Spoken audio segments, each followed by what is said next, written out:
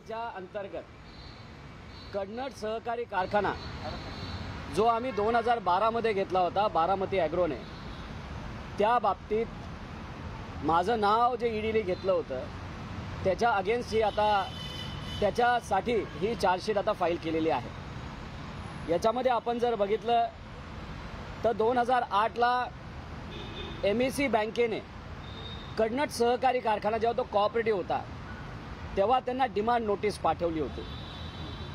त्यानंतर 2009ला परत एकदा त्यांनी त्या ठिकाणी काही गोष्टी कन्नड सहकारी बँकेकडनं मागितल्या होत्या, ज्या त्यांच्याकडनं मिळाल्या नाही आणि कन्नड सहकारी कारखान्याला जे काही लोन एमएससी बँकेचं प्रलंबित होतं ते रीपे करता येत नव्हतं, परतफेड करता येत नव्हती। म्हणून एमएससी बँकेने पहिल्यांदा 2009ला टेंडर नोटीस काढली होती 32.2 कोटी रुपयाची। म्हणजे 32 कोटी रुपयाचं टेंडर 2009ला पहिल्यांदा आलं। किती लोकांनी भरलं? एका सुद्धा व्यक्तीली, एका सुद्धा कंपनीली ते टेंडर 2009ला भरलं नव्हतं। कन्नड सहकारी साखर कारखाना 2011ला नाबार्डली एक ॲन्युअल इन्स्पेक्शन रिपोर्ट काढला होता 2009 ते 10चा, ज्याच्यामध्ये एमएससी बँकमध्ये काही आर्थिक गोंधळ झालाय, नाहीतर आर्थिक काही गोष्टीचा तफावत झाल्यात असं 2011ला नाबार्डली हा रिपोर्ट काढला होता।